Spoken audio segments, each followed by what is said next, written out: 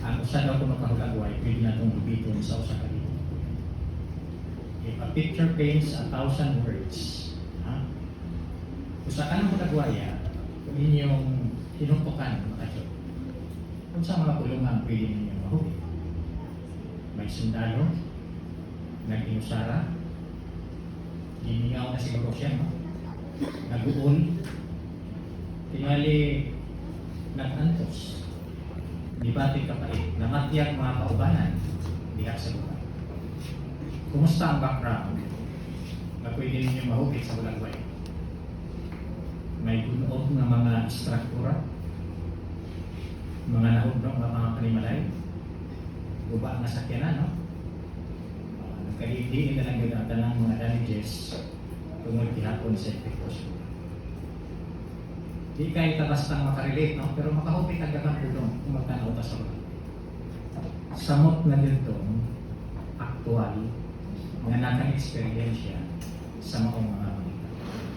Moingon, ang uban, nga mga sibilyan, inosenteng sibilyan na ang grabe yung apektado sa uban.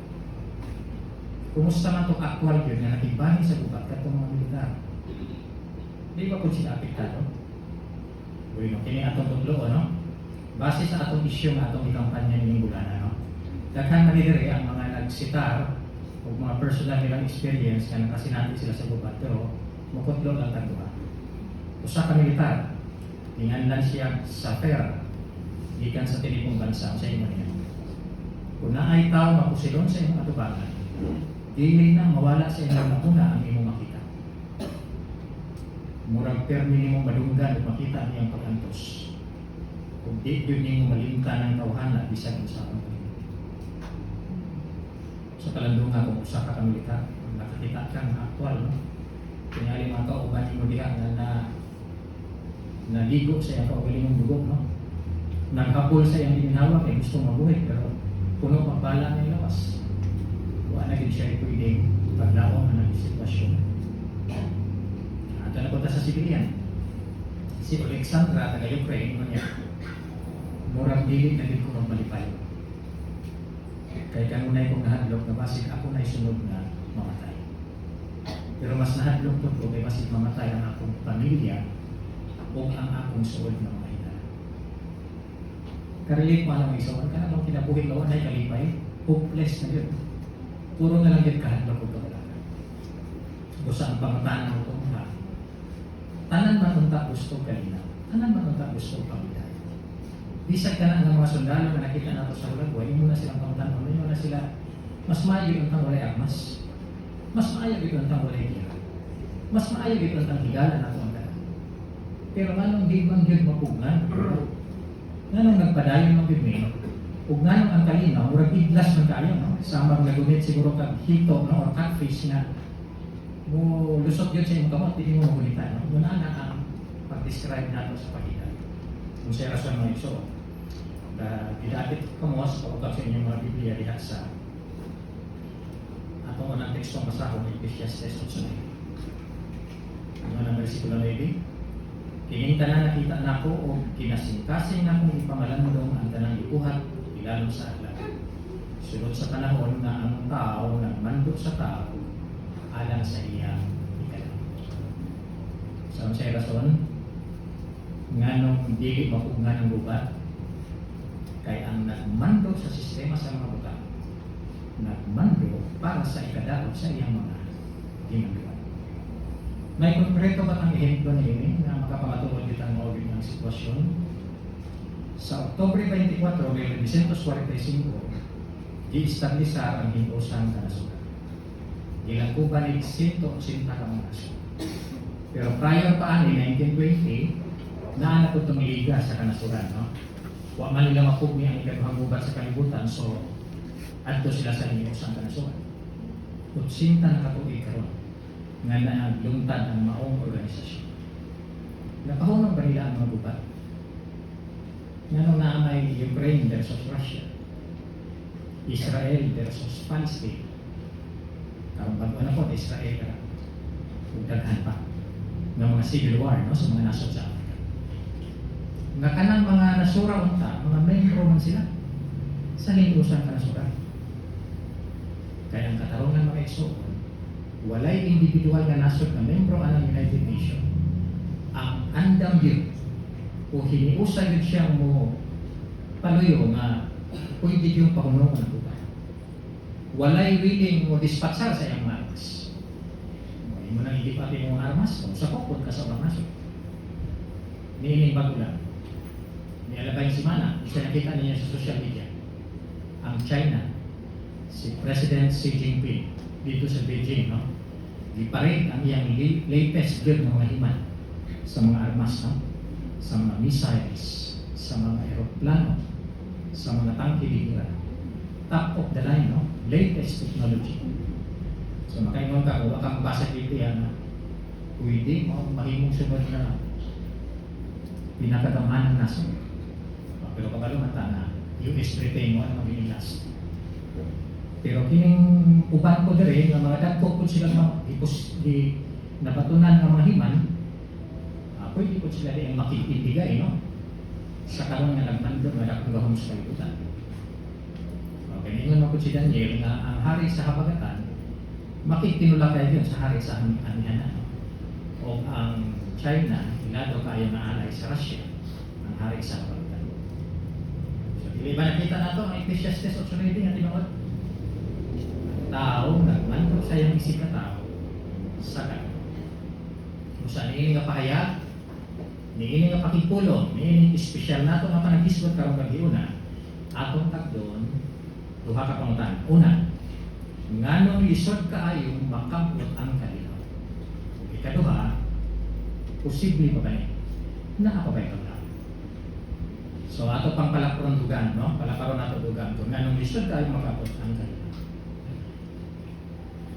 Ang mga tao napakyas din sa pagtapos sa gubat tungod sa tulo ka hinungdanon kayong mga rason. Una, tauhanon ng mga magmanganan. Ikaduhang katarungan, napanunod nga sala. O ikatulong katarungan mao nga ang atong sistema gi-impluwensyahan sa usang katarungan. Okay, no? So nagsatagsaw na to. Tulod ay kakatarungan, ganun di gid mahugtan ang kalinaw ang sistema sa mga. Una, tawhanong magmamando. Basahon na to ang ika-146 na kapitulo sa Salmo, versikulo 3. Ayaw magsalig sa mga prinsipe o sa anak sa tao na hindi makaluwas. Kung gula ang iyang espiritu, mubalik siya sa yuta, niana mismong adlaw ang mahanaw ang iyang mamaya. Doon na ba mo'y namatigdan nga presidente, prime minister, hari nga maayo yung intensyon, uutan yung kaayo. Kanang close yung kaayo ang tagang Jesus ang iyang personalidad. Doon na ba? Kung doon naman, malipay tingali ang iyang mga tinsaktan. Pero what if mamatay siya? Kinsay mo po niya sa pagkando. Okay mo, may kamaturan ng iman dire. 146, 3 and 4. Ang iyang gininhawang gula, mahanaw ang iyang una-una. So, kinsay magpadayon sa epektibong pagmando. Sayon si Propeta Jeremias, 10:23, nahibalo ko pag-ayaw o hiko, na dili iya sa tao ang pagtultol sa iyang dalan. Dili iya sa tao na naglakaw, bisan ang pagtultol sa iyang dalan. Kung sa kining unang katarungan, atong timanan mo isuon, wala talalangan, ingon ka mga tao, ingon ka mga individual, nga mugahong ta, umumandok ta sa atong isipin. Sa karon kay mandok man yun, wala kay kapasidad ng mga tao. Wala din siya katapos o abilidad. Bisan pa ang pinakabangliitan, pinakamaalamon, o pinakadakong magmamandok, dili din siya maghimo sa pagmandok sa perfecto o epektibo maayo. Kaya mo, ito yung katarungan, no? Ikaduha ta, kining akong napanunod nga sala. Upag kadilihin. Mo dilihin ka, anong mag-awayan yun, no? Magpinagyanan yun, no? Nga naagay mga pag-ulaw ko. Mingon si disipulong Santiago sa Santiago Kapitulo 4, versikulo 1. Palihog sa inyong mga Biblia.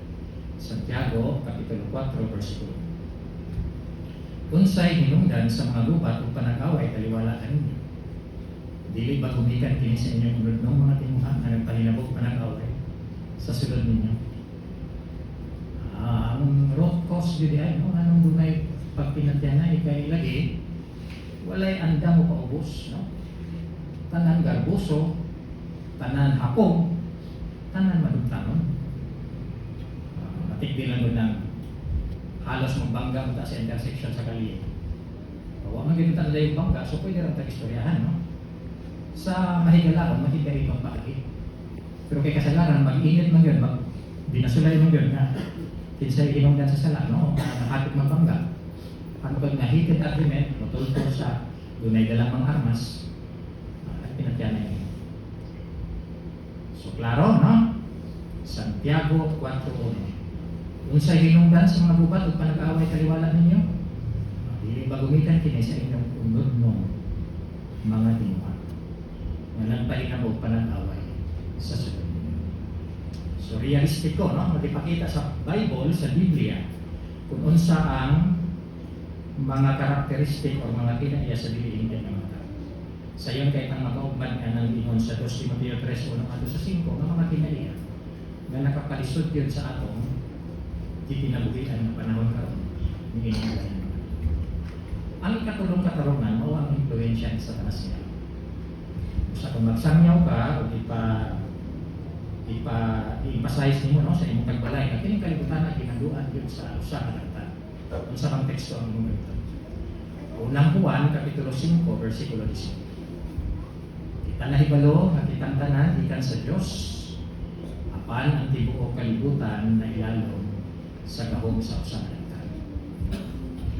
Ilabi na sa dihang gitambong na ang yawa dinhi sa atong planetang yuta sa 1914 nga ang katinuoran sa giingon sa pinadayagnosing ng diagnosing gipanglimbasugan yun niya no i-intensify yun niya yung effort no 24/7 wa na siya nagpahulay no aron nga himuon yun niya yung taanang maarangan nga ang mga tao mapuno sa kabalaka sa kahadlok ug dili na makasimba no pwede pang masulo nila ang Dios sa mga dapit nga walay gubat sa pwede himo sa yawa kini pong immoral na sistema sa mga butang nga maka-divert sa atong mga atensyon para mawala ta sa atong balanse o dili ta makaila sa mga programa sa Diyos o sa ilang hinay.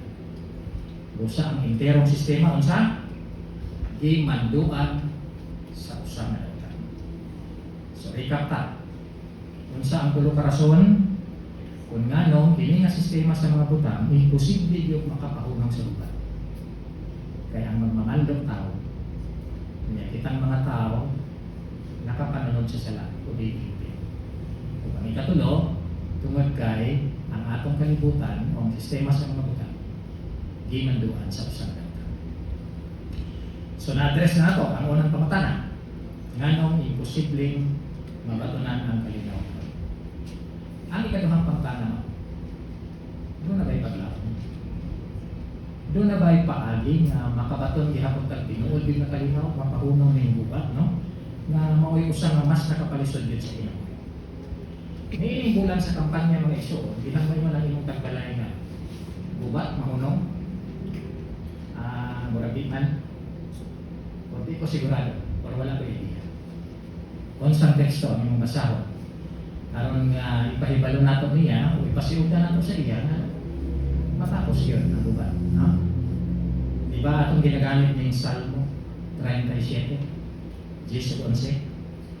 Iladong teksto, pamilyar kang tanan, kung muna itong gigamit sa ministeryo, itong masama mo sa dili na madugay, ang dautan mawala na, pangitaon mo siya sa imong nahimutangan, apan wala siya dito. So, sinuwato ka itong mga dapita, Ukraine, Russia, Israel, Palestina, anang panahon sa bagong sistema sa mga butang, di na mo makita ang mga tawanan. 11. Apan ang mga maakop, nag-iya sa iyo tao, mabatunan nila ang tumang kalipay tungod sa dagayang karon unsa ang tulo ka elemento nga ang gingharian sa Dios posible yung makapatuman aning atong nakitang tagna diri nga gusto ni Jehova nga makita. Kasi Jehova man ang tagiya sa gobyerno nga naa sa langit nga gimanduan na karon sa iyang pagtuman.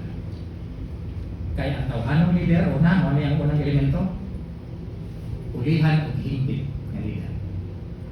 Unya ikaduha ang tanan nga mga ginsakpan sa himpit nga leader himuon pong himpit. So katong ganina nga nakapanunod og sala himpit to di ay no. masakop sa ginharian. Ikatulo, dili na tagaan ang yawa o katigayon nga maka-influensya pa sa mga tao. No? Sa patong tulo, karason kanina, nga nung imposible sa sistema, posible ay sa ginharian. Kay lahit na, no? Ang mga hiyas o mga karakteristik sa mga gobyerno. Kinsa, ang hingpit nga leader may puli. Isaiah 9:6. Atong basahon, unang bahin ng 7. Kay dunay bata nga tao, alam ka nato, usa ka anak nga lalaki, nga gihatag ka nato ng pagmando nga naa sa iyang baka. Ang iyang ngalan tawag mo kahibulungan magtatambag, Diyos nga gamhanan. Amahan walay katapusan, prinsipe sa pakinay. Sa unang bahin sa 7, ang iyang pagmando para yung lambo ang pakinay, walay katapusan. Kung sa'yo makapa-interest na ilang hingpit na leader, prinsipe sa pakinay. Diyon sa pag-establisan ng Hesus Kristo ang prinsipe, yun siya sa pakinay o na siya takusan na titulo. Samtang din sa yuta may iso. Huwag yung record niya, ibalo siya sa tanang mga pagmaltratar, no? Mga pagkagman, no? Bisa ng kag-ang lilibog, tinagpulog, kalibog mga anghel sa langit, kahulat lang sinyas niya. At itong mga taong nag-abdo sa iyang ugot, nagbutag tunokong korona sa iyang ulo, katong mga taong nagdugang niya, katong mga Romanong sundalo. Pero diyon sa tutanan pagsabupang Yesus, sa malinaw ng paagi, huwag yung siya mabalos. No? Samtang nag-research ko ano yung outline, nag-abot ko sa Judas 9, niya ako nabasahan ko dito nga. Diyan ganyan panahon nga si Jesus o si Satanas naglalis. Pero wala din sa record naging lang ni Jesus si Satanas nga, yawa ka, no? Wala gisinggitan. Yun ang record sa versikulo 9, wala siya gitratar ni Jesus sa mapasipalakong ba. May nga kayo si Jesus niya, hinaot unta na si Jehovah, nakadlungan ka ni Jehovah, o kadlungan ka sa Diyos. So bisag second in command, no, sa mga langit, unya ang usa ka away sa pakigait. Pero wala pang pasipalan ang atong Ginoong Hesus. Takos yun siya, no? Naa niya ng titulo, prinsipe sa pakigait. Kanunay niya ginatratar bisan ng mga kaaway sa makigaitong bagay. Karon ang ikaduha mao nga ang mga dinsaktan ko ni Hesus tabangan na mamahigpit. Ato lang ipakita ang kanang artwork ya sa outline. Sa Pinadaya 22:1, nakita ni Juan nga dunay tubig, no, nga nagtubod, no, gikan sa trono. Unya, ang epektos tubig nakapatubo po siya mga kahoy po sa kinabuhi. Diya sa gilid, no? Actually symbolikal man ako. Pero mo na ipaagi ni Jehovah sa bagong kalibutan niya na anamunta, no? Pagtuliid, no? Sa atong dili-hingkit nga estado karon, sa atong pagkamakasasala karon, nga mahimong ma-transform ta aron na hingkit ta ng mga individual. O makasuportar ta sa atong hingkit na leader. Dili man na sa krasa sa mga tao niya nakita niya. Ang mga katawhan sa tibo kalibutan nga natudluan, aron na sila ang musuportar niya sa paghimo sa yuta ng usa ka paraiso.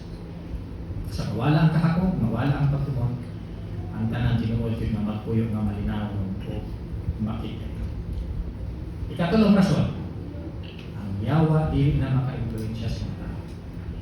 Sumala sa Pinadayag 21:3, ang yawa niya itambog na dito sa lalong kaay makahilat. Yun sa akong referring siya ka ng lalong kaay makahilat man, dili basta-basta gid matugkad, no? O ang Grekong pulong gigamit na sa Bible, abisos, no? Dili siya tartaro, no? Ikatong tartaro, dense darkness man ang pag sa paglantaw ni Jehovah, wala may paglaom ng mga demonyo. Ang ikuyog kang Satanas, diyan magpakasala sila. So naas na tartaro. Kini, dire sa Pinadayag 21:3, versikulo 10. Abisos, no? Abis. Ang tambugan ni Jesus o ni Jehovah, sulod sa usa ka libo katoliko. Ang referensya na ingon, walay si bisan kinsa nga makaadto niya ng dakita. Gawas lang ni Jehovah o ni Jesus. So, espesyal din na madapit, no? Aron di yun makainte sa Jehovah. So, sa ato, kasama siya patay, nga wala din siya pwedeng mahimo sa pag-influensya sa katawhan sulod sa kalibutan. Sa posible bang tungha ang kalinaw? Kung wala na ang numero unong kaaway sa kalinaw, ang yawa. wala na kita lugar sa himpi ni anang mga panahon. So ang solusyon, dili niya sistema, dili niya gobyerno sa mga tao, dili ang United Nations, kundi ang gingharian sa Diyos ilalong sa prinsipe sa kapitay. Pero masuportahan ko natong tanan kung atong ipaumol ang atong kaugalingon aron nga mahimot ang hingpit ng mga individual na tapos na masuporta sa atong hingpit ko ng Panginoon na si Jesus Cristo. Ang Mikyas, Kapitulo 4, versikulo 2-3, nahitabo na karon ng iso. Wala pa man ta sa kalibo ka ito ay pagmano. Kaya yung bata na doon na ebidensya na ang mga kahikayan o programa sa dingharian may labot sa pagtulid, no, sa tinamdan sa mga tao, makahimok silang makita ito, nahitabo na ron. Nahitabo na. Kaya giedukar na ba? Doon na may tibuo kalibutang programa sa pagtudlo. Base sa kasulatan, aron nga ang mga kanhing lobo o samang leon nga mga personalidad mahimong sa makamalumok magluto sa mga karga. Kita natong bulagway, panahon na, no? Sa usa ka international na convention. Pero ang giingon sa Mikyas, no? Sa Mikyas Kapitulo, basahan na ito, no? Mikyas Kapitulo 4, versikulo 2-3.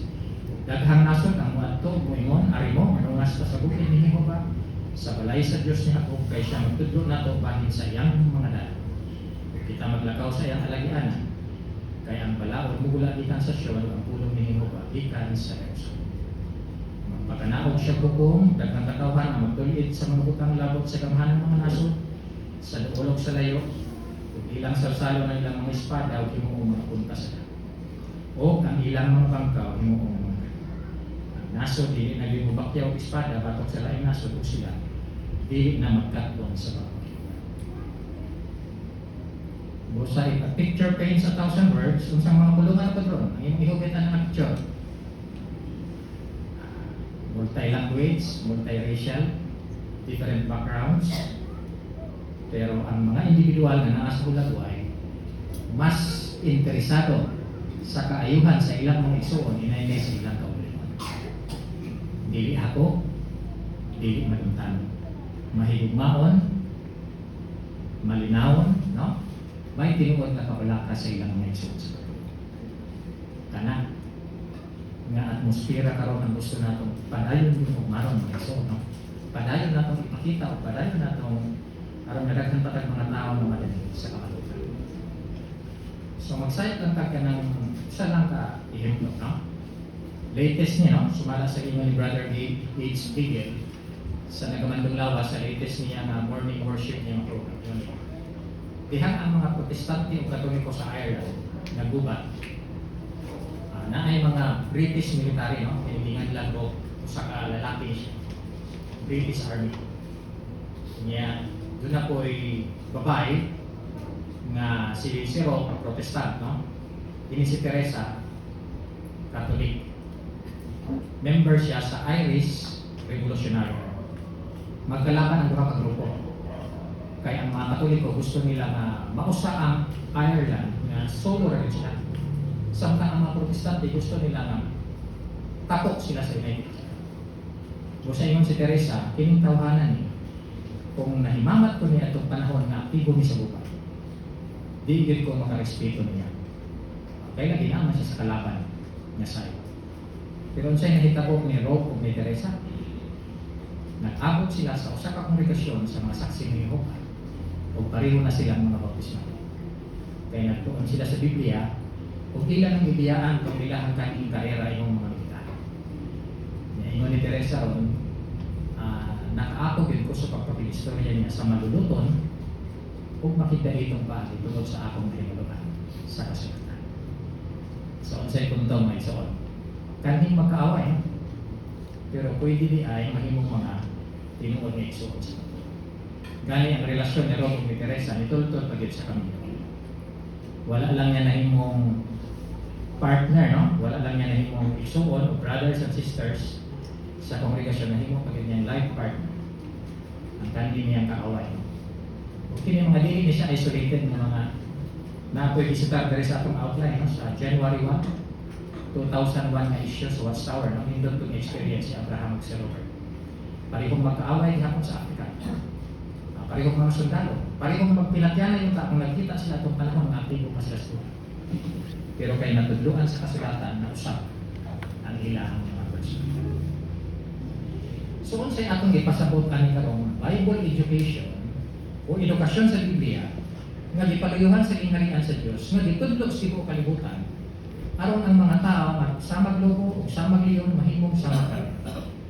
Tanaw na to ang video. Ang Biblia mo